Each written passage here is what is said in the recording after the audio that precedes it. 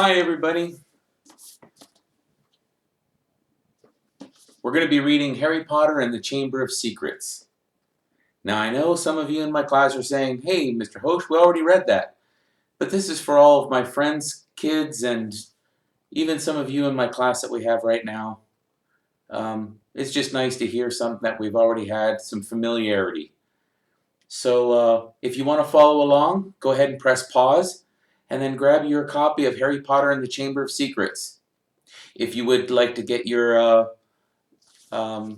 device out and follow along, or if you just want to listen to it, whatever way you would like to do it.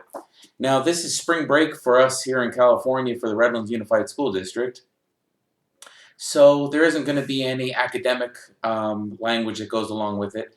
This is just for enjoyment.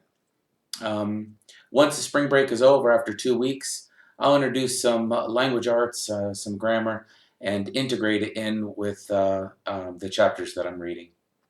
So I hope you enjoy it, and hope it takes your minds off of anything that could be troubling you or worrying you, and nothing like getting into a book. And the nice thing is we're doing this all together. So without further ado, if you all have your books, we're going to be starting on Chapter 1, The Worst Birthday. Not for the first time, an argument had broken out over breakfast at number 4 Privet Drive. Mr. Vernon Dursley had been woken in the early hours of the morning by a loud hooting noise from his nephew Harry's room. "Third time this week!" he roared across the table. "If you can't control that owl, it'll have to go." Harry tried, yet again, to explain. "She's bored," he said. "She's used to flying around outside. If I could just let her out at night." "Do I look stupid?" snarled Uncle Vernon, a bit of fried egg dangling from his bushy mustache. "I know what'll happen if that owl's let out." He exchanged dark looks with his wife, Petunia.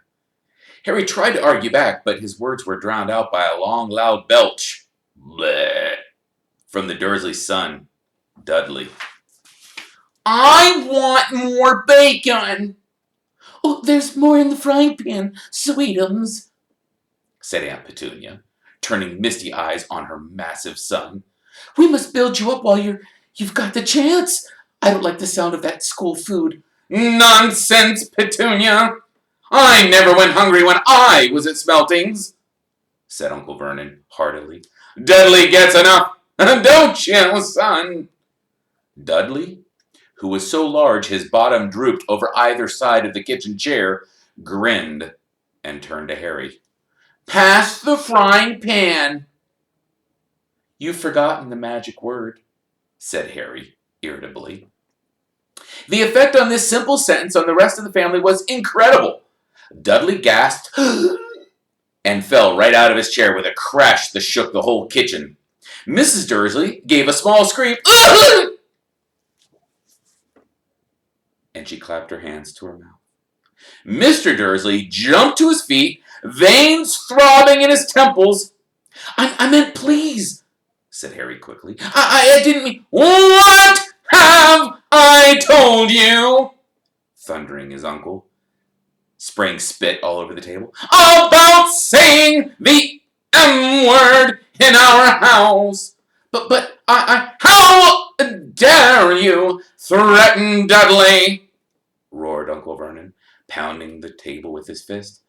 I warned you. I will not tolerate mention of your abnormality under this roof."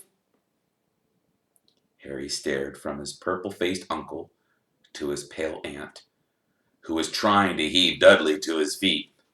"All right," said Harry. "All right."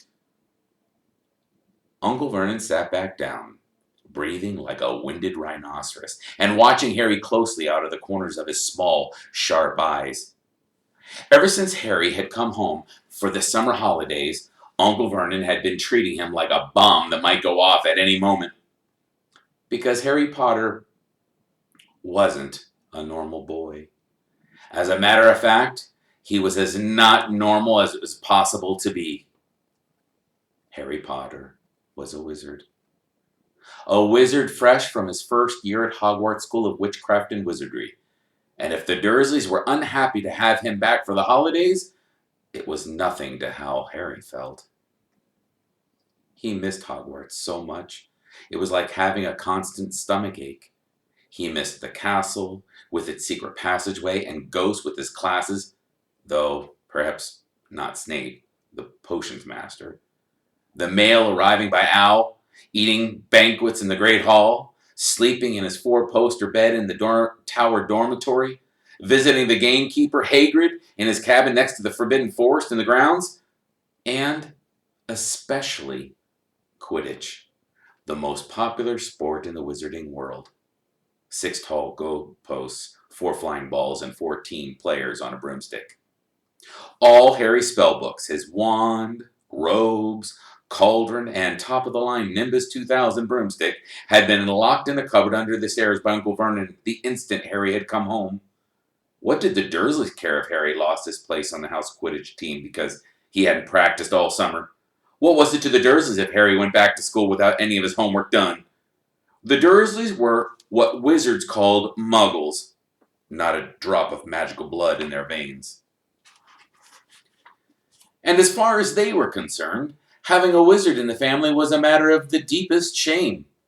Uncle Vernon had even padlocked Harry's owl, Hedwig, inside her cage to stop her from carrying messages to anybody in the wizarding world. Harry looked nothing like the rest of the family. Uncle Vernon was large and necklace, with an enormous black mustache. Aunt Petunia was horse-faced and bony. Dudley was blonde, pink, and porky. Harry, on the other hand, was small and skinny, with brilliant green eyes and jet black hair that was always untidy. He wore round glasses, and on his forehead was a thin, lightning-shaped scar. It was this scar that made Harry so particularly unusual, even for a wizard. This scar was the only hint of Harry's very mysterious past, of the reason he had been left on the Dursleys' doorstep 11 years before. At the age of 1 year old, Harry had somehow survived a curse from the greatest dark sorcerer of all time, Lord Voldemort, whose name most witches and wizards still feared to speak. Harry's parents had died in Voldemort's attack, but Harry had escaped with his lightning scar, and somehow, nobody understood why, Voldemort's powers had been destroyed the instant he had failed to kill Harry. So Harry had been brought up by his dead mother's sister and her husband. He had spent 10 years with the Dursleys, never understanding why he kept making odd things happen without meaning to, believing the Dursley story that he had got his scar in a car crash that had killed his parents. And then, exactly a year ago, Hogwarts had written to Harry, and the whole story had come out. Harry had taken up his place at Wizard School, where he and his scar were famous. But now the school year was over, and he was back with the Dursleys for the summer, back to being treated like a dog that had enrolled in something smelly. The Dursleys hadn't even remembered that today happened to be Harry's 12th birthday. Of course, his hopes hadn't been high. They'd never given him a real present, let alone a cake. But to ignore it completely? At that moment, Uncle Vernon cleared his throat importantly and said, Now, as we all know, today is a very important day. Harry looked up, hardly daring to believe it. This could well be the day I make the biggest deal of my career, said Uncle Vernon. Harry went back to his toast. Of course, he thought bitterly. Uncle Vernon was talking about this stupid dinner party. He'd been talking of nothing else for 2 weeks. Some rich builder and his wife were coming to dinner, and Uncle Vernon was hoping to get a huge order from him. Uncle Vernon's company made drills. I think we should run through the schedule one more time, said Uncle Vernon. We should all be in position at 8 o'clock. Petunia, you will be in the lounge, said Aunt Petunia promptly, waiting to welcome them graciously to our home. Good, good. And Dudley, I'll be waiting up to open the door. Dudley put on a foul, simple smile. May I take your coats, Mr. and Mrs. Mason? Ooh! They're gonna love him! Cried Aunt Petunia rapturously. Excellent, Dudley, said Uncle Vernon. And then he rounded on Harry. And you! I'll be in my bedroom, making no noise and pretending I'm not there, said Harry tonelessly. Exactly, said Uncle Vernon nastily. I will lead them into the lounge, introduce you, Petunia, and pour them drinks. At 8:15... Oh, I'll announce dinner, said Aunt Petunia. And Dudley, you'll say... May I take you through the dining room, Mrs. Mason? Said Dudley, offering his fat arm to an invisible woman. My perfect little gentleman! Ooh, sniffed Aunt Petunia. And you, said Uncle Vernon viciously to Harry. I'll be in my room making no noise and pretending I'm not there, said Harry dully. Precisely! Now, we should aim to get a few good compliments at dinner. Petunia, any ideas? Vernon tells me you're a wonderful golfer, Mr. Mason. Do tell me where you bought your dress, Mrs. Mason. Perfect! Dudley? Well, how about we had to write an essay about our hero at school, Mr. Mason, and I wrote about you. This was too much for both Aunt Petunia and Harry. Aunt Petunia burst into tears and hugged her son, while Harry ducked under the table so they wouldn't see him laughing. And you, boy! Harry fought to keep his face straight as he emerged. I'll be in my room, making no noise, and pretending I'm not there. Too right you will, said Uncle Vernon forcefully. The Masons don't know anything about you, and it's gonna stay that way. When dinner's over, you take Mrs. Mason back to the lounge for coffee, Petunia, and I'll bring the subject around to drills. With any luck, I'll have the deal signed and sealed before the news at 10. We'll be shopping for a vacation home in Morocco this time tomorrow. Harry couldn't feel too excited about this. He didn't think the Dursleys would like him any better in Morocco than they did on Privet Drive. Right! I'm off into town to pick up the dinner jackets for Dudley and me. And you... he snarled at Harry. You stay out of your aunt's way while she's cleaning. Harry left through the back door. It was a brilliant, sunny day. He crossed the lawn, slumped down on the garden bench, and sang under his breath, Happy birthday to me. Happy birthday to me. No cards, no presents, and he would be spending the evening pretending not to exist? He gazed miserably into the hedge. He had never felt so lonely. More than anything else at Hogwarts, more than even playing Quidditch, Harry missed his best friends, Ron Weasley and Hermione Granger. They, however, didn't seem to be missing him at all. Neither of them had written to him all summer, even though Ron had said he was going to ask Harry to come and stay. Countless times Harry had been on the point of unlocking Hedwig's cage by magic and sending her to Ron and Hermione with a letter, But it wasn't worth the risk. Underage wizards weren't allowed to use magic outside of school. Harry hadn't told the Dursleys this.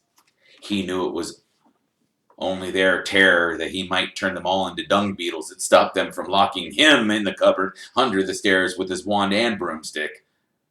For the first couple of weeks back, Harry had enjoyed muttering nonsense words under his breath and watching Dudley tearing out of the room as fast as his fat legs could carry him. But the long silence from Ron and Hermione had made Harry feel so cut off from the magical world that even taunting Dudley had lost its appeal. And now Ron and Hermione had forgotten his birthday. What wouldn't he give now for a message from Hogwarts? From any witch or wizard. He'd almost be glad of a sight of his archenemy Draco Malfoy, just to be sure it all hadn't been a dream. Not that whole year at Hogwarts had been fun.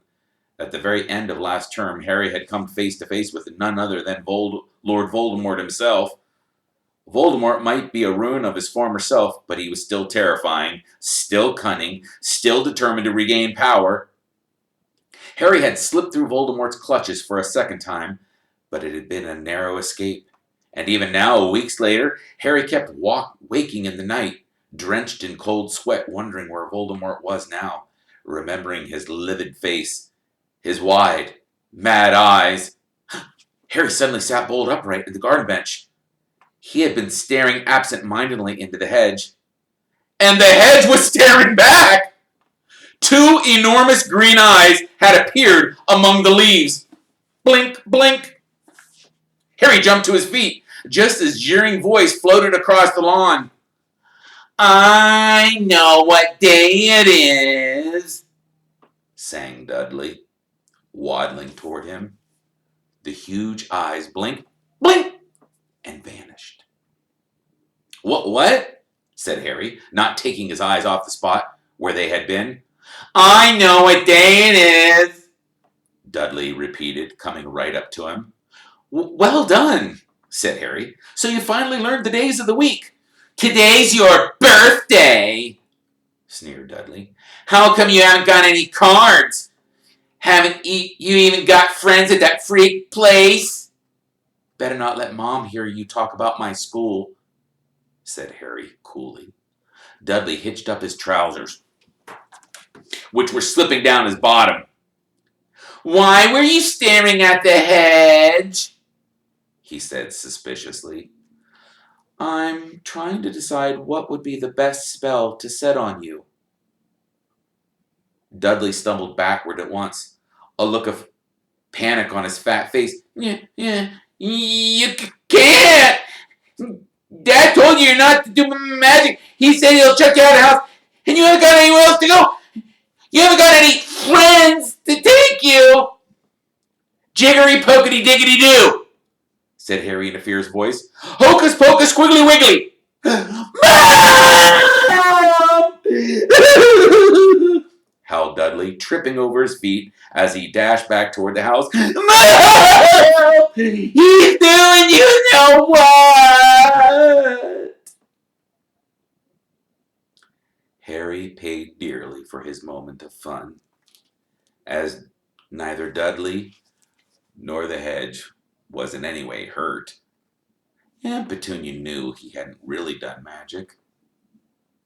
But he still had to duck as she aimed a heavy blow at his head with a soapy frying pan. Then she gave him work to do, with the promise he wouldn't eat again until he'd finished. While Dudley lolled around watching and eating ice cream, Harry cleaned the windows, washed the car, mowed the lawn, trimmed the flower beds, pruned and watered the roses, and repainted the garden bench. The sun blazed overhead, burning the back of his neck. Harry knew he shouldn't have risen to Dudley's bait, but Dudley had said the very thing Harry had been thinking himself. Maybe he didn't have any friends at Hogwarts. Wish they could see the famous Harry Potter now, he thought savagely, as he spread manure on the flower beds, his back aching, sweat running down his face. It was 7:30 in the evening when, at last, exhausted, he heard Aunt Petunia calling him. "Get in here and walk on the newspaper!" Harry moved gladly into the shade of the gleaming kitchen. On top of the fridge stood tonight's pudding, a huge mound of whipped cream and sugared violets. A lion of roast pork was sizzling in the oven. "Eat quickly! The Masons will be here soon!" snapped Aunt Petunia, pointing to 2 slices of bread and a lump of cheese on the kitchen table. She was already wearing a salmon pink cocktail dress. Harry washed his hands and bolted down his pitiful supper. The moment he had finished, Aunt Petunia whisked away his plate. "Upstairs! Hurry!" As he passed the door to the living room, Harry caught a glimpse of Uncle Vernon and Dudley in bow ties and dinner jackets. He had only just reached the upstairs landing when the doorbell rang and Uncle Vernon's furious face appeared at the foot of the stairs. "Remember, boy, one sound."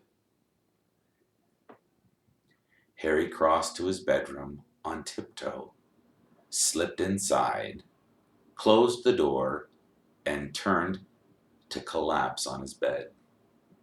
The trouble was, there was already somebody sitting on it. And that's the end of chapter 1. Join us tomorrow when we read chapter 2. Hope you all had a great day.